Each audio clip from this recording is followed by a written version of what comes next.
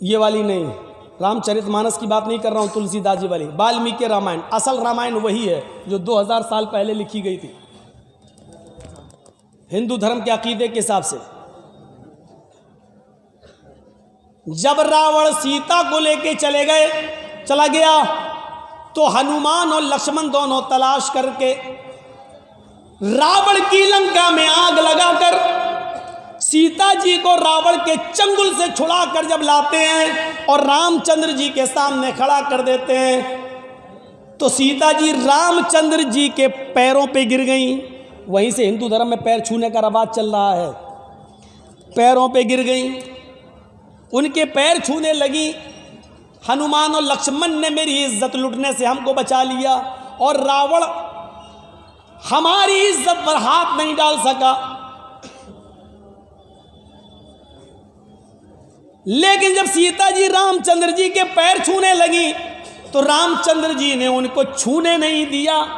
घुटनों तक पहुंची थी, पैरों पे जा रही थी, उन्होंने पकड़ लिया और उठा लिया।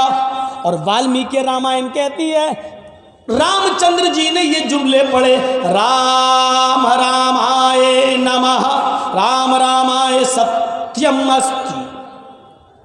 है सीता, मैं राम हूं और राम का भी एक राम है ऊपर वाला। राम रामाय नमः। सीता, राम के राम को नम करो, राम रामाय नमः। राम के राम को, मैं राम हूं तेरा, तेरे राम का राम है ऊपर वाला। हाय सीता, राम के राम को, अपने राम के राम को नमा करो, अपने राम को नहीं। हिंदू भाई समझ बैठे, अपने राम को नमा करो, सर झुकाओ। जबकि रामचंद्र जी ये कह रहे हैं अपने राम के राम को नमा करो, अपने राम के राम के सामने झुको, उसको प्रणाम करो, उसके सामने सर झुकाओ। राम रामाय सत्यम अस्ति। हाय सीता, तेरे राम का ही राम सच्चा है। इसलिए अर्थी दी जाती है जब जनाजा उठता है हिंदू भाइयों में किसी का, तो जब शमशान घाट ले जाते हैं तो क्या पढ़ते हैं मालूम है? क्या पढ़ते हैं? क्या कहते हैं हिंदू भाई? राम राम सत्य है। अब बदल दिया, कहने लगे राम नाम सत्य है, जबकि राम नाम सत्य है नहीं। रामायण में लिखा राम रामाय सत्य, सही शब्द क्या? राम राम सत्य है, यानी राम का राम सच्चा है। तो बहुत से हिंदू तो यही कहते हैं राम राम सत्य है, राम राम सत्य है, राम राम सत्य है। और बहुत से लोगों से जब मुर्दा उड़ता नहीं तो कहते हैं सबकी यही गत है। वो जैसे हम लोगों में कुछ बदमाश किस्म के होते हैं ना, मजाक उड़ाते हैं, ऐसे ही उनमें भी होते हैं। अब कोई कह रहा जो उठा रहा राम राम सत्य है, पीछे वाले कहते हैं हमसे नहीं उठत है। मजाक हर जगह उड़ाया जाता है। तो सही शब्द क्या है? राम का राम सच्चा है। अब बदल दिया राम राम। और सही शब्द क्या है? शमशान घाट कहते नहीं, शमशान, शमशान क्या पढ़ते हैं हिंदू लोग? उसको क्या कहते हैं जहां मुर्दे जलाए जाते हैं? शमशान। सही शब्द शमशान नहीं है। ये बात मैं जिंदगी में पहली बार बता रहा हूं आपको। सही शब्द शमशान नहीं है, सही शब्द है शयनशान। क्या है सही शब्द? शयनशान। कितना बिगाड़ हुआ है, बिगड़ के कहां आ गया? शमशान। शमशान का कोई अर्थ ही नहीं होता संस्कृत में। आप उठा के देख लो हिंदी, संस्कृत इंडो हिंदी। और शयनशान का मतलब होता है, आप ट्रेन में सफ़र करेंगे, ट्रेन में जब आप जाएंगे तो आप देखेंगे जो कोच होते हैं रिजर्वेशन कोच, तो उसमें आप देखेंगे इंग्लिश में लिखा होता है स्लीपर कोच, स्लीपर कोच। और हिंदी में क्या लिखा होता है? शयनशान डिब्बा, शयनशान। शयनशान का मतलब, स्लीपर का मतलब सोने वाला, यानी यहाँ पर आदमी सोता है, यानी सोने वाली सीट उसको मिलती है। और उसी को हिंदी में क्या कहते हैं, जहां सुला दिया जाए, शयनशान, सुला दिया जाए, उसी से है शयनशान घाट, यानी मुर्दे को जहां सुलाया जाता हो। आपके यहाँ सुलाया तो जाता ही नहीं है, आपके यहाँ जलाया जाता है। शयनशान का मतलब होता है कब्रिस्तान, जहां मुर्दे को लिटा दिया जाता है। शयनशान का मतलब होता है कब्रिस्तान। तुम अपने मुर्दों को शयनशान ले जाओ, मतलब क्या हुआ, घाट ले जाओ? नहीं, कब्रिस्तान ले जाओ। यानी दफन करने का सबूत हिंदू भाइयों में भी है, जलाने का सबूत उधर भी नहीं है। लेकिन अब बदल दो। अब जिस देश के अंदर ऐसे पढ़े लिखे पंडित लोग होंगे आजकल की तरह, साक्षी महाराज जैसे लोग, तो वो धर्म का बेड़ा गर्क नहीं करेंगे तो क्या होगा? कोई पढ़ा लिखा आदमी इनके बीच में पढ़ नहीं पा रहा है, उससे डिबेट हो नहीं पा रही है, नहीं तो उसकी पढ़े लिखे लोगों से डिबेट करते ही कब हैं? मैंने आपको बताया था ना, सवाल भी उनके, जवाब भी उनके, एक ही है, दूसरा नहीं। इससे बड़ी तौहीद कहीं होगी? जिस तरह एक प्यार करने वाली पत्नी का एक ही पति होता है, उसी तरीके से सच्चे भक्त का एक ही ईश्वर होता है। जिस तरह बहुत से मर्द रखने वाली पत्नी नहीं वेश्या कहलाती है, ऐसे ही बहुत से देवी देवताओं पर विश्वास करने वाला, उनको मानने वाला वेश्या समान होता है। इससे बड़ी तौहीद कहीं होगी? कुरान करीम अपने अंदाज में उस तौहीद को पेश करता है। इन्नल्लज़ीना तदऊना मिन दूनिल्लाहि लन यख़्लुक़ू ज़ुबाबन वला यज्तमऊ लह। अल्लाह को छोड़कर ये जिनको पुकार रहे हैं, जिनसे मदद मांग रहे हैं, जिनसे बेटा बेटी मांग रहे हैं, अल्लाह का आस्ताना, अल्लाह का दरवाज़ा छोड़कर, अल्लाह का दर छोड़कर ये जिनसे भी मांग रहे हैं, लन यख़्लुक़ू ज़ुबाबन, वो एक मक्खी भी पैदा करने की ताकत नहीं रखते। वला यज्तमऊ लहू, अगरचे वो सब की सब मिल जाएं, यानी कश्मीर से कन्याकुमारी तक और बरेली से बगदाद तक, सब अपने जिंदे मुर्दे पीरों वलियों को सबको इकट्ठा कर ले, सब जिंदे मुर्दे सबको ही जमा कर ले, ये सब मिल जाएं तो एक मक्खी भी पैदा नहीं कर सकते हैं। फिर का मक्खी पैदा करना और उसमें जान डालना तो बहुत बड़ी बात है। इन यस्लुबहुमुज़्ज़ुबाबु शैअन ला यस्तनक़िज़ूहु मिन्हु, अगर मक्खी इनकी खाने पीने की चीज़ पर बैठकर थोड़ा सा लेकर उड़ जाए, अरे मक्खी कितना ले जाएगी? आप हलवा खा रहे हैं और बैठ गई और लेके उड़ गई, तो मक्खी कितना लेके जाएगी? मक्खी है, कितना लेके जाएगी? अल्लाह कह रहा है ये जिनको पुकार रहे हैं वो तो इतने कमज़ोर हैं, मक्खी इनकी जिस चीज़ पर बैठकर जो थोड़ा सा ले गई, अभी उस मक्खी को पकड़ के जो चीज़ ले गई उससे वो चीज़ छीन भी नहीं सकते, वो वापस भी नहीं ले सकते। जो मक्खी का कुछ नहीं बिगाड़ सके वो तुम्हारा क्या बिगाड़ेंगे?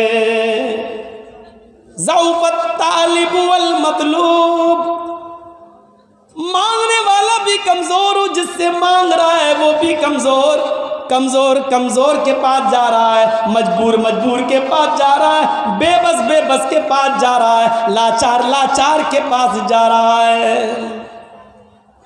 एक चीज़ ये हो गई। इस्लाम की दूसरी खूबी, इस्लाम की दूसरी खूबी क्या है? इस्लाम दीन रिसालत है, यानी रसूल का सही मतलब इस्लाम ने बताया। अब देखिए दुनिया में जितने भी धर्म हैं, कोई भी एक धर्म उठाओ और हमें उसका नाम लो और बताओ, कोई भी धर्म ऐसा नहीं है जिसके मानने वालों ने अपने यहाँ जो भी नबी, जो भी पैगंबर उनके यहाँ आया, उसको उन्होंने इंसान रहने ही नहीं दिया। अब देख लीजिए, यहूदियों में कौन आए? मूसा, उज़ैर अल्लाह का बेटा बना दिया। ईसाइयों में कौन आया? ईसा, ईसाइयों ने ईसा को रसूल रहने ही नहीं दिया, इंसानियत से निकाल के सन ऑफ गॉड, अल्लाह का बेटा बना दिया। आप लुम्बनी चले जाइए, लुम्बनी नेपाल में, गौतम बुद्ध की एक बहुत बड़ी मूर्ति बनी हुई है। जापान और दूसरे देशों से भी लोग आते हैं गौतम बुद्ध की मूर्ति के पास देखने के लिए। तो गौतम बुद्ध, वो गौतम बुद्ध जिनकी पत्नी थी, वो गौतम बुद्ध जिन्होंने शादी की थी, वो गौतम बुद्ध जिनकी पत्नी से एक बेटा पैदा हुआ जिसका नाम राहुल था, उन्होंने अपनी पत्नी और बेटे को छोड़ दिया और जंगल में चले गए सच्चाई को तलाश करने के लिए। और जंगल के पत्ते चबा चबा कर अल्लाह को ढूंढते ढूंढते उन्होंने जंगल ही में अपनी जान दे दी। तो लोगों ने कहा ये सच की तलाश में निकले थे, बीवी बच्चों को छोड़ के सच्चाई के रास्ते को तलाश करने के लिए निकले और जान चली गई। उनको लोगों ने क्या बना दिया? गौतम बुद्ध। और उनकी मूर्ति के नीचे लिखा हुआ है भगवान बुद्ध। यानी उनको भी इंसानियत से, जिसकी बीवी है, जिसका बच्चा राहुल है, उसको भी इंसानियत से निकाल के क्या बना दिया? भगवान। कृष्ण जी इंसान थे और कृष्ण जी जंगल में सो रहे थे। और पढ़िए महाभारत, कृष्ण जी जंगल में लेटे थे। एक शिकारी शिकार खेलने के लिए गया और उसने हिरन को तीर मारा और उस तीर में जहर लगा हुआ था, जहर कि हिरन को लगेगा, जब तक उसके पास भाग के जाएंगे तब तक उसके जहर से वो मर जाएगा और हम उसको पकड़ के ले आएंगे और अपने यहाँ खा लेंगे। शिकारी हिरन का शिकार करने गया, उसने हिरन को तीर मारा लेकिन हिरन को तीर नहीं लगा।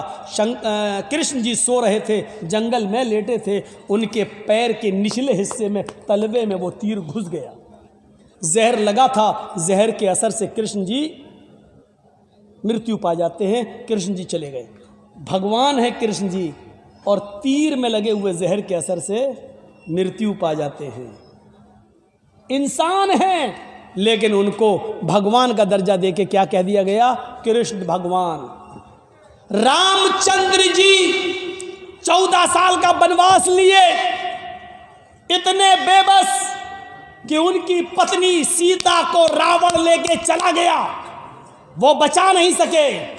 हनुमान और लक्ष्मण जी को तलाश करने के लिए भेजा, लेकिन रामचंद्र जी को राम मनुष्य से निकाल कर, इंसानियत से निकाल के क्या बना दिया? राम को राम भगवान। सिखों को देख लो, महावीर सिखों को गुरु नानक पर सबसे ज्यादा भरोसा करते हैं, लेकिन सिखों के टेंपल में, मंदिर में, गुरुद्वारे में चले जाइए तो गुरु नानक की मूर्ति के नीचे लिखा हुआ है गुरु नानक भगवान। जैनियों में चले जाओ, महावीर जी को मानते हैं, लिखा महावीर भगवान। दुनिया में कोई धर्म ऐसा नहीं रहा जिसने अपने यहाँ आने वाले इंसान को, महान पुरुष को, पुरुष रहने दिया हो, इंसान भगवान का दर्जा दे दिया, भगवान का। सिर्फ इस्लाम एक ऐसा मजहब है जिसने मुहम्मदुर रसूलुल्लाह सल्लल्लाहु अलैहि वसल्लम को भगवान का दर्जा नहीं दिया। आने वाले उस नबी के बारे में अल्लाह ताला ने फरमाया क्या है? दुनिया के मुसलमानों, अल्लाह मैं ही हूं, तुम्हारे दरमियान हम जो रसूल भेजे हैं, जो पैगंबर भेजे हैं, वो भगवान नहीं है। हमने उनको अपने नूर से भी पैदा नहीं किया है। ऐ लोगों, इस्लाम के अंदर आना है तो ये अकीदा रखना है, कुल इन्नमा अना बशरुम मिस्लुकुम। ऐ नबी, आप भी अपनी जबान से कह दीजिए इन्नमा अना बशरुम मिस्लुकुम, कि मैं तुम्हारी तरह का एक बशर हूँ, मैं तुम्हारी तरह का एक इंसान हूँ, मैं तुम्हारी तरह का एक मनुष्य हूँ, तुम्हारी तरह का एक इंसान हूँ। हाँ, मेरा मकाम सबसे बड़ा है, मेरा दर्जा सबसे ऊंचा है, इसलिए कि मेरे पास वही आती है। लेकिन इंसान होने में कोई फर्क नहीं है। 2 आंखें तुम्हारी, 2 आंखें मेरी, 2 कान तुम्हारे, 2 कान मेरे, 2 हाथ तुम्हारे, 2 हाथ मेरे, 2 पैर तुम्हारे, 2 पैर मेरे। तुम भी चलते हो, हम भी चलते हैं, तुम भी सोते हो, हम भी सोते हैं, तुम खाते पीते हो, हम भी खाते पीते हैं। तुम्हें लेटरीन पेशाब पायखाने की ज़रूरत होती है, हमें भी होती है। तुम्हें शादी की ज़रूरत है, हमने भी की है। तुम्हारे बच्चे होते हैं, हमारे भी बच्चे हैं। तुम्हारे बाप दादा हैं, हमारे भी बाप दादा हैं। इंसान होने में हम में और तुम में कोई फ़र्क नहीं है। हाँ, फ़र्क है मकाम और मर्तबे का, फ़र्क है तो दर्जे का फ़र्क है। अल्लाह ताला ने इंसानियत में सबसे ऊंचा मकाम मेरा रखा है, सबसे ज़्यादा फजीलत मेरी रखी है, इसलिए कि मेरे पास जिब्राइल आते हैं, कुरान लेके आते हैं, अल्लाह की वही आती है, कुरान मेरे ऊपर उतरता है। इस कुरान की बरकत ने हमें तमाम औरत से अफजल कर दिया है, लेकिन इंसान होने में कोई फ़र्क नहीं है। फिर आपने नमाज कायम की तो फरमाया देखो इबादत तो अल्लाह की कर रहे हो, इसमें मेरा कोई रोल नहीं है, इबादत मेरे तरीके पे कर रहे हो, बस इतना रोल है। इबादत अल्लाह की हो रही है, तरीका मेरा आप अपना रहे हैं, लेकिन इस इबादत में भी आपने कहा पहले मुझे अल्लाह का बंदा मानना, फिर अल्लाह का रसूल मानना, इंसानियत से मुझे मत निकालना। जब भी नमाज ख़त्म करो और आखिरी रकात में बैठो और मेरे ऊपर अत्तहियात पढ़ो तो उसमें ये ज़रूर पढ़ना अशहदु अन्ना मुहम्मदन अब्दुहु व रसूलुहु, मैं गवाही देता हूँ कि मोहम्मद अल्लाह के बंदे और उसके रसूल हैं। पहले बंदा कहो फिर रसूल कहो, यानी मैं अल्लाह का रसूल भी हूँ और इंसान भी हूँ। अब्द यानी बंदा, मैं अल्लाह का बंदा, मोहम्मद इब्न अब्दुल्ला भी हूँ और मोहम्मदुर रसूलुल्लाह भी हूँ। आप मुझे बंदा भी मानो और रसूल भी, दोनों बातें मानोगे तो मुसलमान हो, वरना नहीं। फिर वेदों को पढ़िए, उसने भी आखिरी नबी को इंसान ही बताया। वेदाहमिद पुरुष महानिमादित्तो, वेदाहमिद पुरुष महानिमादित्तो वरुण तपस प्रस्ताप्यन्याय। वेदाहमिद पुरुष, अहमद इस दुनिया में आएंगे, पुरुष इंसान होंगे, वेद भी कह रहा है कि वो पुरुष होंगे, वो इंसान होंगे, पुरुष इंसान मनुष्य, वो पुरुष होंगे इंसान होंगे। वेदाहमिद पुरुष महानिमादित्य, बहुत बड़े महान पुरुष होंगे, उनके बराबर कोई दूसरा नहीं होगा। वरुण तपसा, ईश्वर का अल्लाह का बहुत ज़्यादा नाम लेने वाले होंगे, अल्लाह की भक्ति करने वाले होंगे। वरुण तपसा, बहुत तपस्या करने वाले होंगे।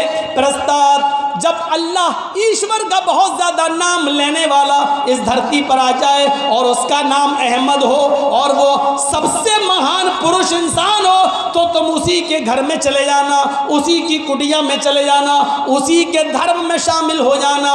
प्रस्ताव, उसी की कुटिया में चले जाना, प्रस्ताव, उसी के नक्शे कदम पे चलना, वो जो कहे उसी की बात मानना, अहमद के रास्ते पे चलना।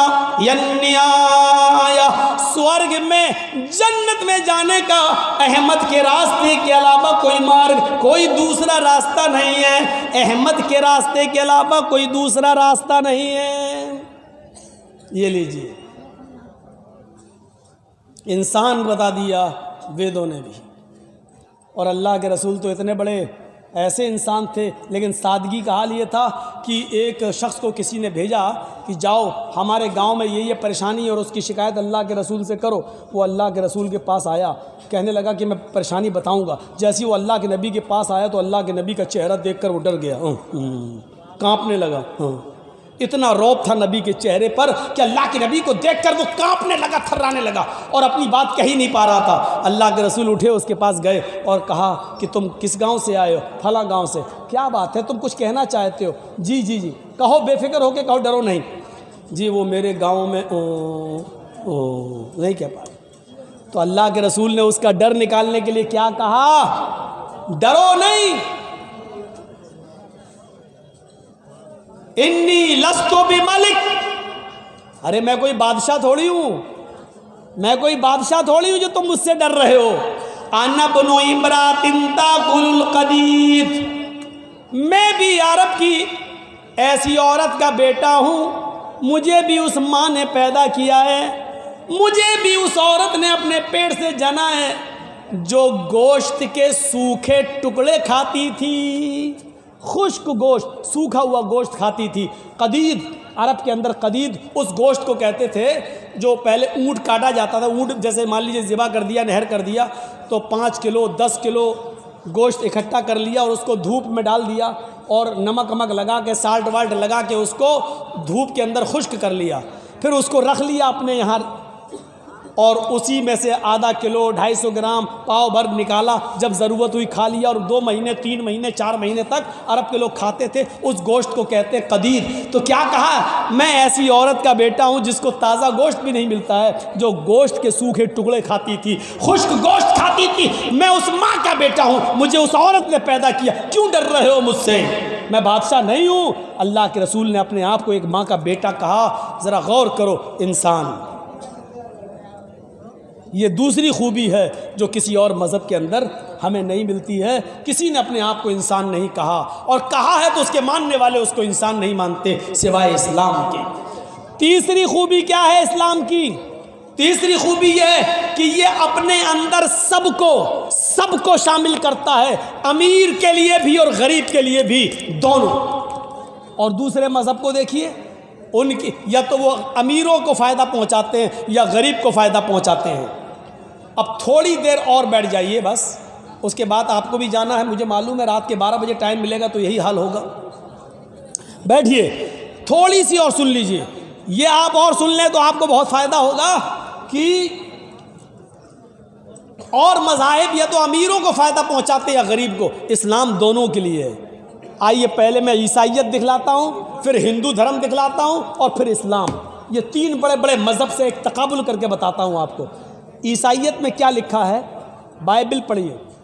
ईसा अलैहिस्सलाम का एक बहुत गहरा दोस्त था जिसका नाम था पितरस।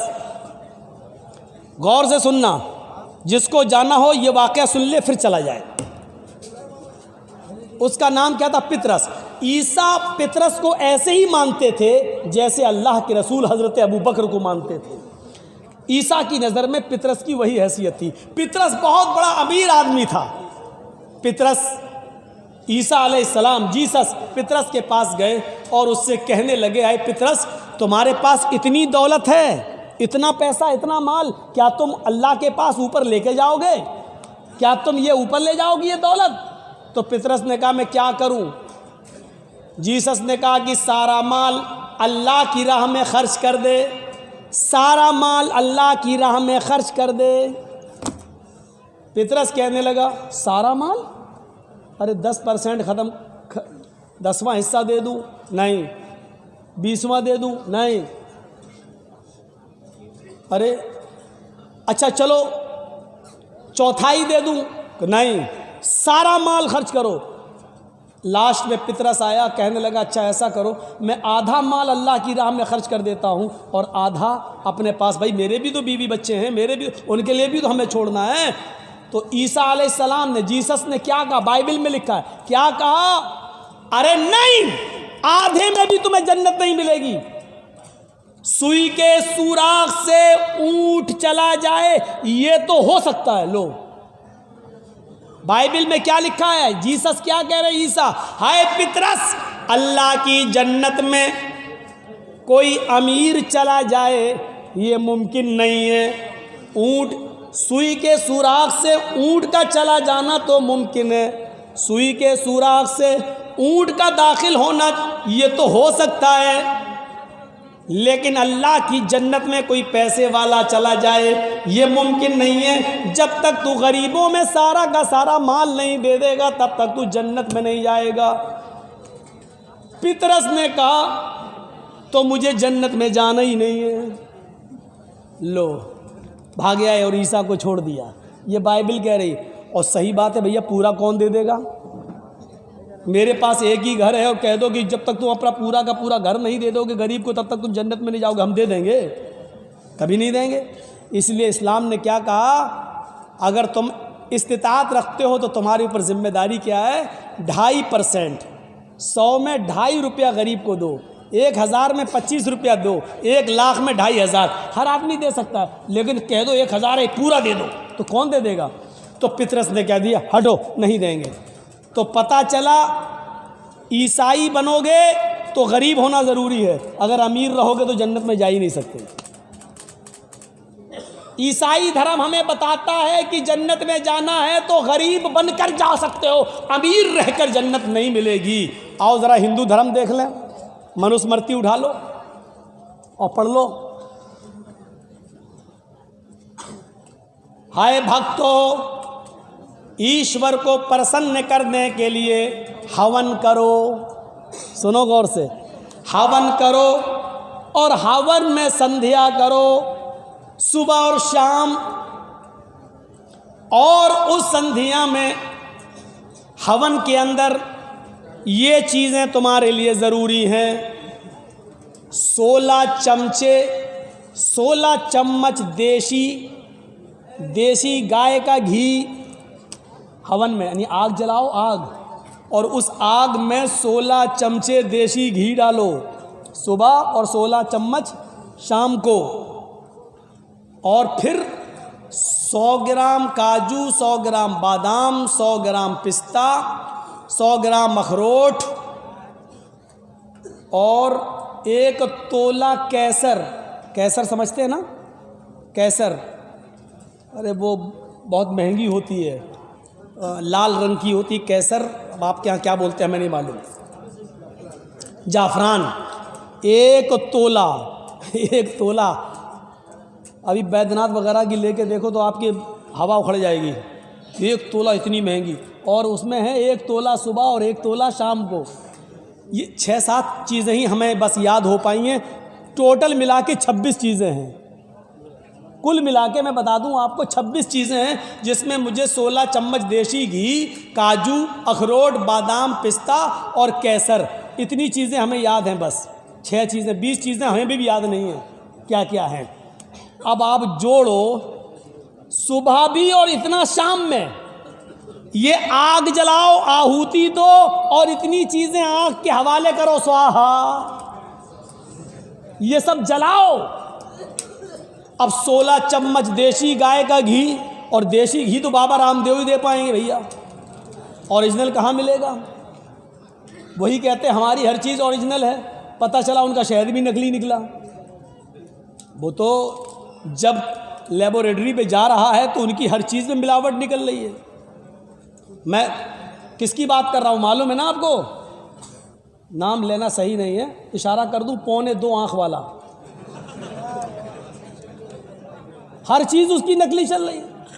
और नकली चलने के बावजूद भी मेहरबानी कहीं और किसी और की है उनके ऊपर, वरना कभी जो बेचारा किसी औरत की शलवार पहन के भागा हो, आज वो धड़ल्ले से, सुना था नहीं क्या कह रहा था, ऐसे आंख मारता हुआ क्या कह रहा था मालूम है?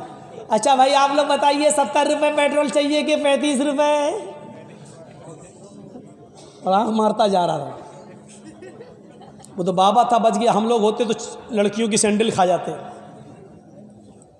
क्योंकि जिस शो में वो कह रहा था वहाँ जितने जेंट्स थे उससे ज़्यादा लड़कियां बैठी हुई थी। तो इतनी चीज़ें सुबह और इतनी चीज़ें शाम को। अब 16 चम्मच देसी घी, 1 चम्मच में 10 ग्राम भी घी मान लो तो 16 चम्मच में कितना हो गया, 160 ग्राम। चलो 150 ग्राम मान लो, 10 ग्राम हम छूट दे रहे हैं, कितने का हो गया, 150 ग्राम सुबह और 150 ग्राम शाम को।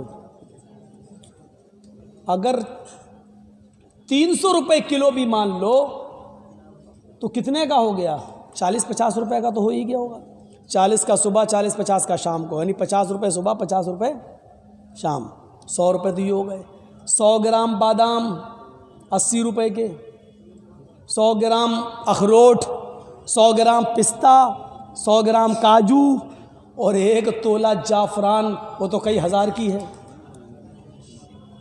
और इसके अलावा 26 चीज़ें सुबह और इतनी चीज़ें शाम में। और क्या लिखा हुआ है, ये हर हिंदू को करना ही पड़ेगा, चाहे वो अमीर हो या गरीब। ये लिखा, मनुस्मृति में हवाले का जिम्मेदार मैं, गलत हो तो कोई भी हिंदू भाई हमें टच कर सकता है, मिल सकता है, भारत में हूं, कहीं बाहर भागा हुआ नहीं हूं। हजार यानी सब मिला के बहुत कम कर दूं तो 1000 रुपये का सुबह और 1000 रुपये का शाम को खर्चा, 2000 रुपये कहाँ से लाएगा गरीब आदमी। और लिखा है कि ये गरीब को भी करना पड़ेगा, अन्यथा सब अधर्मी होकर मरेंगे। अगर ऐसा नहीं किया तो वो हिंदू नहीं बल्कि अधर्मी होकर मरेगा और स्वर्ग में नहीं जाएगा। हिंदू धर्म में स्वर्ग में जाने के लिए 2000 रुपये रोजाना आग के हवाले करना पड़ेंगे। ईसाइयों में आपको सारी दौलत लुटाना पड़ेगी, वहाँ गरीब होना ज़रूरी है। और हिंदू बनना है तो आपके लिए 2000 रुपये सुबह और 2000 शाम में, या 1000 सुबह 1000 शाम को 2000 रुपये रोज़ाना आग के हवाले करना ज़रूरी है, तो जन्नत मिलेगी। ईसाई धर्म गरीबों का और हिंदू धर्म अमीरों का। अब अंबानी और अडानी तो जन्नत में चले जाएंगे, इनके पास 2000 क्या, ये तो 2 लाख सुबह और 2 लाख शाम को भी कर लेंगे। और अभी तो कुछ दिनों के बाद अगर ये कानून ना बदला गया तो किसानों का खून चूस चूस कर ये और मोटे होंगे, माल अपने गोदामों में भरेंगे। अब आइए मैंने 2 धर्मों को रख के अब इस्लाम को बताऊं, और सोचिए मेरे प्यारे साथियों, हाय हाय, इस्लाम ने 5 चीजें इस्लाम की बुनियाद बताई हैं, नमाज, रोज़ा, हज और ज़कात और कलमा शहादत, कलमा तैयबा। कलमा तैयबा अमीर गरीब सबके लिए, नमाज अमीर गरीब सबके लिए, रोज़ा अमीर गरीब सबके लिए। लेकिन इस्लाम की बुनियादी 5 चीज़ों में 2 चीज़ें भी बुनियाद हैं, लेकिन वो गरीबों से हटा दी गई हैं, ज़कात और हज। अगर आपके पास इस्तिताअत है तो ज़कात देंगे, नहीं है तो कोई बात नहीं, बल्कि गरीब हैं तो आपको ज़कात दी और जाएगी।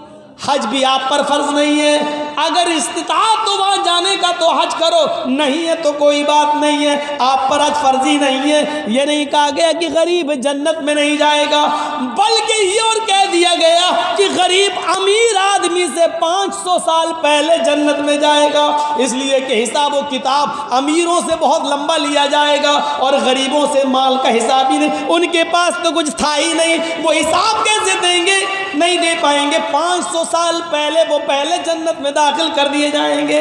अमीर भी जन्नत में जाएगा, लेकिन उनसे माल का एक एक पैसे का हिसाब होगा, कमाया कहाँ से, खर्च कहाँ किया, एक एक पैसे का हिसाब होगा।